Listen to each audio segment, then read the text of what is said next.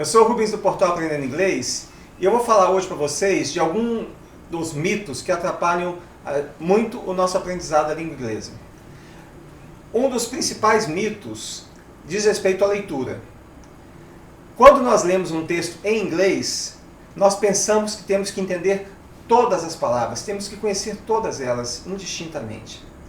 E olha só, às vezes nós temos um nível de exigência quando estamos aprendendo um idioma estrangeiro muito mais alto do que nós temos quando estamos usando o nosso próprio idioma. No meu livro, chamado As Palavras Mais Comuns da Língua Inglesa, eu fiz um experimento. Eu peguei um trecho do livro Capitães de Areia, do Jorge Amado, e retirei, a cada 5 palavras, eu retirei uma palavra. Ou seja, eu retirei do texto cerca de 20% do seu conteúdo. Olha que interessante. Aí você pega o texto e vai ler, né? Você vê que você consegue entender toda a mensagem que o autor quis passar e olha só, com 20% das palavras retiradas. Então, é claro que você não vai, ao ler o texto com as palavras retiradas, omitidas, você não vai pensar, você não vai talvez usar a mesma palavra que o Jorge Amado usou. Mas a sua compreensão do texto, eu diria que vai ser quase que perfeita. Então, da mesma forma, quando nós lemos alguma coisa na língua inglesa, nós não precisamos entender tudo. Nós não precisamos conhecer todas as palavras. Existem várias coisas que a gente tem que levar em conta quando a gente está lendo um texto na língua inglesa. Primeira delas, você encontrou uma palavra que você não conhece. Então você tem que tomar uma decisão. Eu preciso me importar com essa palavra ou não? Primeira, como que eu vou decidir se a palavra é importante ou não para a compreensão do texto como um todo? Bom, a primeira métrica é ver se essa palavra ocorre muitas vezes. Então, se você está lendo um livro, um texto sobre pescaria, com certeza a palavra peixe, fish, vai aparecer diversas vezes. A primeira vez que essa palavra aparecer, supondo que você não conheça, você não tem nenhum elemento para decidir qual que é o significado dessa palavra. Então, você precisa de mais informações, que nem um detetive, Ele vai fazer a investigação, vai fazendo perguntas e vai montando uma trama até que ao final ele consegue chegar numa resposta. E da mesma forma, nós nos comportamos com relação à leitura. Então a palavra ficha apareceu uma vez, não sei o que ela significa. Aí ela vai aparecer novamente em um outro contexto. Aí eu já tenho mais informações. E assim por diante, ela vai aparecer várias vezes. Cada vez que ela aparecer, ela vai dar uma pista para a gente sobre o seu real significado. Vamos pegar um exemplo aqui, uma palavra chamada prolongar, por exemplo. Essa palavra possivelmente você não conhece, então suponhamos que ela esteja num texto. Tá? Então ela aparece pela primeira vez. Prolongar é muito bom. Então, na sua cabeça, o seu cérebro já vai disparando a mil, já vai fornecendo alternativas, hipóteses. Prolongar é muito bom, o que será que é bom?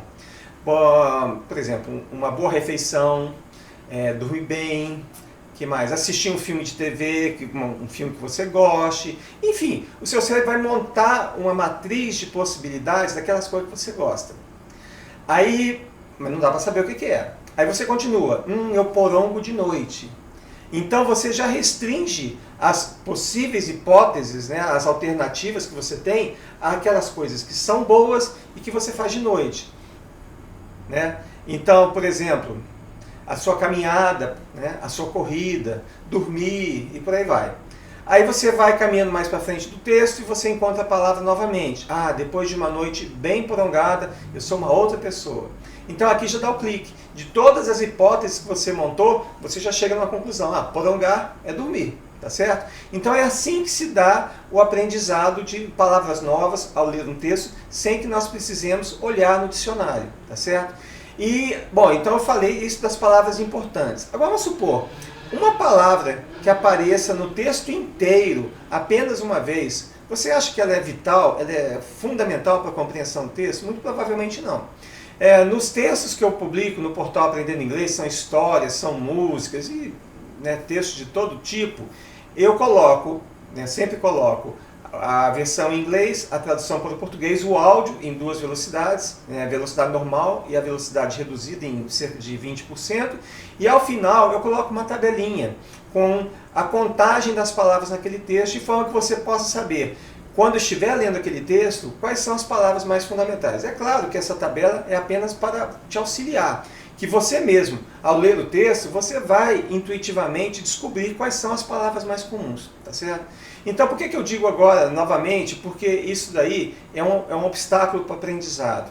Porque, por incrível que pareça, nós estamos conhecendo um idioma novo, e ao encontrar uma palavra desconhecida e inferir e descobrir o seu significado, muitas vezes nós não acreditamos em nós mesmos. Nós falamos assim, não, eu não sou capaz de descobrir o significado de uma palavra num texto, numa língua estrangeira que eu não conheço, sem olhar no dicionário. Então isso aí é um bloqueio que nós nos impomos, tá? Mas é perfeitamente possível que você descubra o significado das palavras por si só, através do contexto, através de inferências e etc. Tá? Então, no aspecto da leitura, tem diversas questões, tem diversas circunstâncias que nos ajudam a compreender um texto. Por exemplo, a sua familiaridade com aquele assunto. Então, eu sou da área de tecnologia, né, também da área de ensino de idiomas, e uma vez eu dei um texto para meus alunos sobre um texto de tecnologia que eu adorei. Mas a maior parte dos alunos ficou muito frustrado com aquele texto, né? Aí, na outra semana, eu trouxe um texto sobre a história do futebol no Brasil. Nossa, mas foi uma festa, que todo mundo amou, etc. Havia uma diferença fundamental entre os dois textos, a não ser o assunto em si. Em termos de vocabulário, a diferença não era assim tão grande. É claro que tinha palavras comuns ao tema do futebol e ao tema da tecnologia.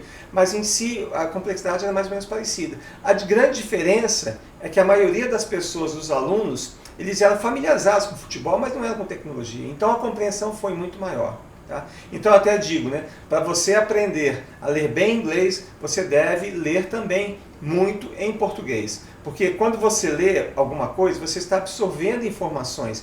E o cérebro é como se fosse um velcro, né? Então cada informação nova que você tem é um pedacinho de velcro que você vai colando numa parede. Tá? Aí você pega uma bola, né, de velcro também, joga na parede. Se já houver o velcro grudado ali, ela vai ficar presa. Mas se não houver, ela cai.